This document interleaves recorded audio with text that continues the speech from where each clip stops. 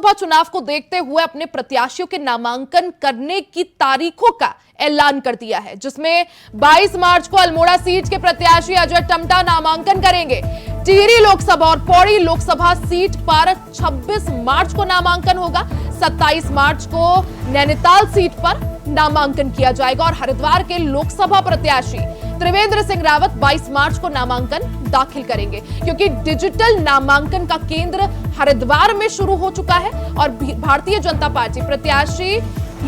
यही पर अपना नामांकन दाखिल करेंगे। तो भारतीय जनता पार्टी ने अपनी चुनाव की तैयारियों को अंतिम रूप देना शुरू कर दिया है। नामांकन की स्थिति तय हो चुकी है, वो मैं आपको सम्मुख रख रहा हूँ। 22 तारीख को अल्मोड़ा के प्रत्याशी हमारे अजय टम्टा जी नामांकन करेंगे। उसका 23 तारीख को 22 को ही, क्योंकि हरिद्वार में डिजिटल नामांकन की प्रक्रिया प्रारंभ हुई है और मोदी जी के डिजिटल के जो विश्वव्यापी जो संदेश है, उस संदेश को देने के लिए हमारे हरिद्वार के प्रत्याशी श्री त्रिवेंद्र सिंह रावत जी 22 तारीख को तो डिजिटल नामांकन करेंगे, ऑनलाइन नामांकन करेंगे और 23 तारीख को फिर हमको एक जन समर्थन के रूप में उनका नामांकन कार्यक्रम होगा। 26 तारीख को टिहरी और गढ़वाल लोकसभा का नामांकन होगा और 27 तारीख को नैनीताल लोकसभा का नामांकन होगा। खबर पर ज्यादा जानकारी के लिए हमारे साथ अभय कैंतुरा जुड़ चुके हैं। अभय, जिस तरह से भारतीय जनता पार्टी की बात की जाए तो उत्तराखंड में 5 जो उनके प्रत्याशी हैं, उनके नामांकन की तारीखों का ऐलान हो गया है। अभय, बिल्कुल, उत्तराखंड में बीजेपी ने अपनी जो सियासी रणनीति है उस रणनीति को अंतिम रूप देने का काम यहाँ पर शुरू कर दिया।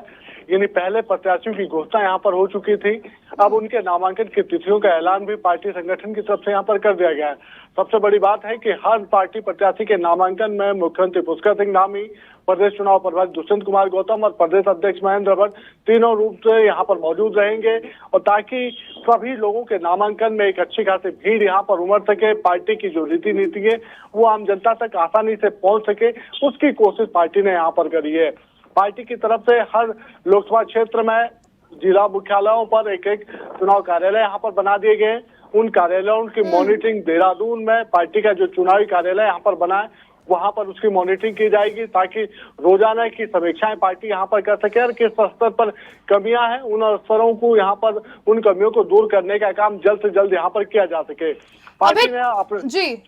अभी जिस तरह से 19 अप्रैल को, जिस दिन मतलब पहले ही फेज में जो है उत्तराखंड की 5 लोकसभा सीटों पर चुनाव होगा, ऐसे में किस तरह की हलचल उत्तराखंड में देखने को मिल रही है?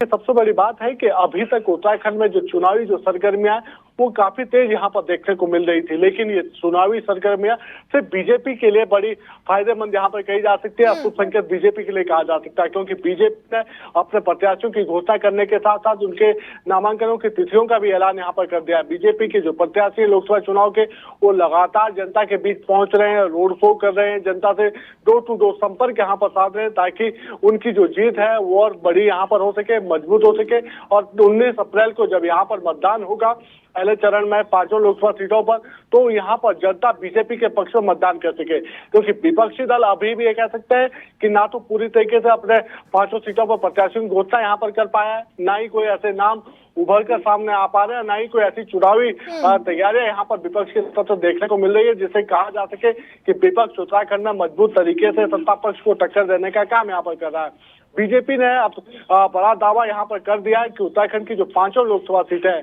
हर लोकसभा सीट पर 5 लाख मतों से ज्यादा से जीतने का रिकॉर्ड यहाँ पर बनाया जाएगा। और उत्तराखंड से जब 19 अप्रैल को जब मतदान होगा तो कोशिश ये होगी कि उत्तराखंड की 5 लोकसभा सीटों पर 25 लाख की एक बड़ी बढ़त इस उत्तराखंड से देने का काम यहाँ पर केंद्र के लिए किया जा सके, ताकि जब केंद्र में मोदी की सरकार, पीएम मोदी की सरकार यहाँ पर तीसरी बार बने तो उत्तराखंड का मैसेज सबसे बड़ा यहाँ पर हो सके कि उत्तराखंड समर्पित होकर उनके लिए काम यहाँ पर करता है। अभी तक की चुनावी सरगर्मियों में ये कहा जा सकता है कि कांग्रेस के 3 लोकसभा चुनाव के प्रत्याशी घोषित हो चुके हैं। हरिद्वार और नैनीताल सीट पर अभी भी कांग्रेस पार्टी मंथन कर रही है, असमंजस की स्थिति में है कि किसे चुनाव मैदान में उतारा जा सके, क्योंकि पार्टी के सीनियर नेता अभी भी चुनाव लड़ने से मना यहाँ पर कर रहे हैं। तो ऐसा समझा जा सकता है कि विपक्ष की तैयारियां